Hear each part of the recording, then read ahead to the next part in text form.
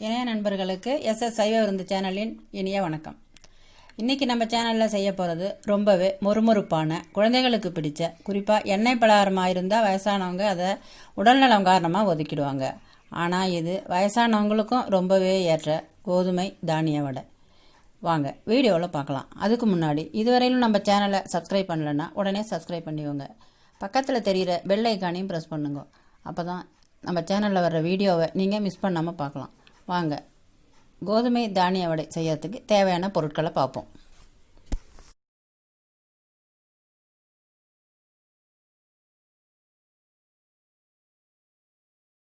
இதுவரையிலும் நம்ம உளுந்து, கடலைப்பருப்பு, பட்டாணி வகையிலெல்லாம் வடை தட்டியிருக்கோம். இன்னைக்கு கோதுமையில் வடை தட்ட போகிறோம்.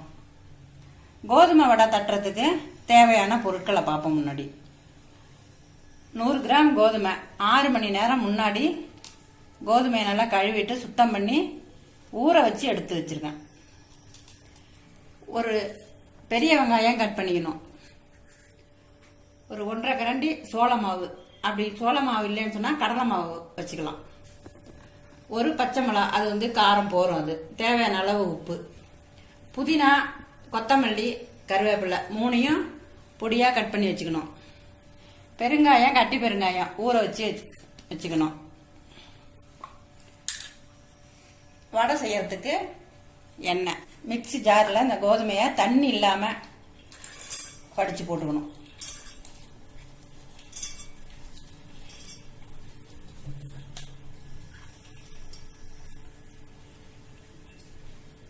இது சம்பா கோதுமை கிடையாது, மொட்டை கோதுமை, சாதாரண ரேஷனில் வாங்கின கோதுமை தான். மிளகாய் எடுத்து அதில் சேர்த்துக்கணும். தேவையான அளவு உப்பு வச்சுருக்கத்தையும் அதில் சேர்த்துக்கணும். இதை நல்லா நைஸாக அரைச்சிக்கணும். அரைச்சி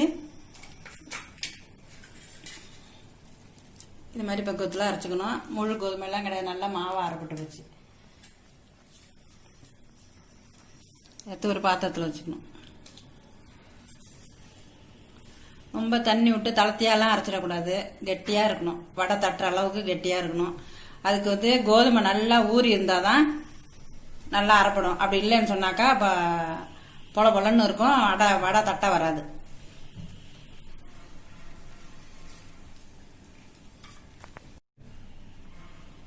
ஊறி இருக்கிற பெருங்காய தண்ணியில் கொஞ்சம் சேர்த்துக்கிறோம். இல்லை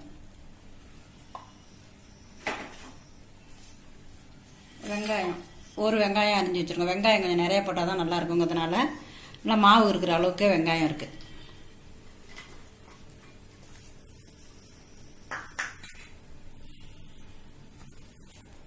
பச்சை கொத்தமல்லி, புதினா, கருவேப்பிலை 3ஐயும் சேர்த்துக்கிறோம்.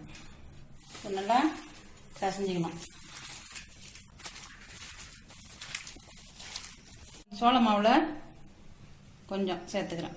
இது 1.5 கரண்டி எடுத்து வச்சேன், ஒரு பாதி மாவு சேர்த்துக்கிறேன்.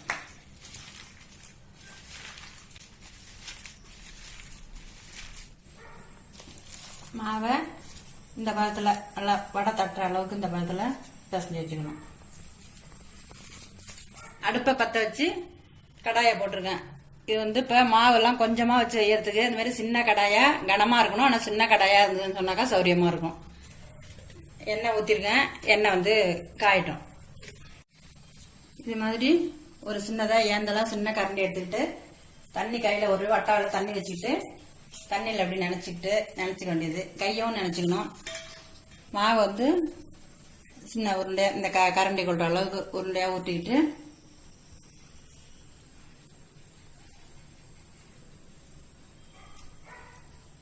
ஒரே அளவாக இருக்கும். எண்ணெய் காஞ்சிருச்சு.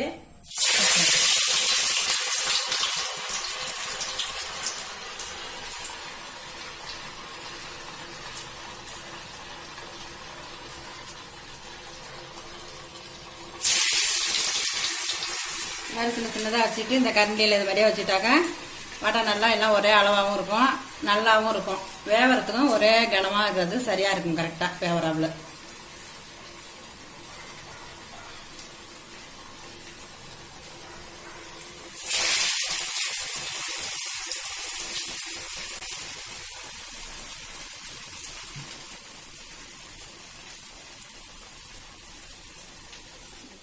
இன்னைக்கு ஒரு 4 வடை போடலாம். வடை போடும்போது கையில் தைக்காம பொறுமையாக போடணும்.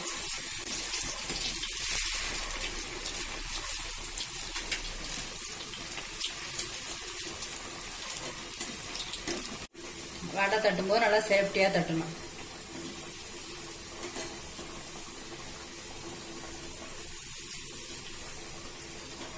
வடையை பார்த்தாக்கா எல்லாம் ஒரே அளவாகவே இருக்கும். வேவுறது ஒத்தாப்புல இருக்கும். ஒரு வடை காந்துச்சு, ஒரு வடை வேவலை அப்படிங்காம இது மாதிரி கரண்டியால் போட்டோன்னு சொன்னால் வடை எல்லாம் ஒத்தாப்புல வேகும். ஒரே சமயத்தில் கரெக்டாக வேகும்.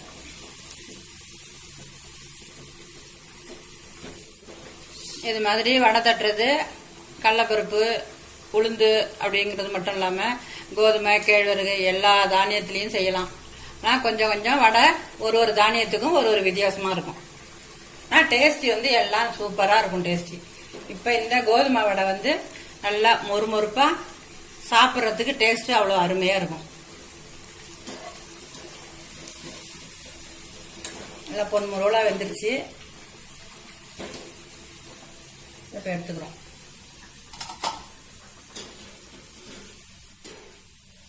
ரொம்ப சவக்க வடை வேண்டாம், எடுத்துடலாம். கோதுமை வடை ரெடி ஆயிடுச்சு. இந்த கோதுமை வடை நல்லா மொறுமொறுன்னு சாப்பிட்றதுக்கு நல்ல டேஸ்டியாக இருக்கும். கோதுமை வடை ரொம்ப ஹெல்த்தியானது.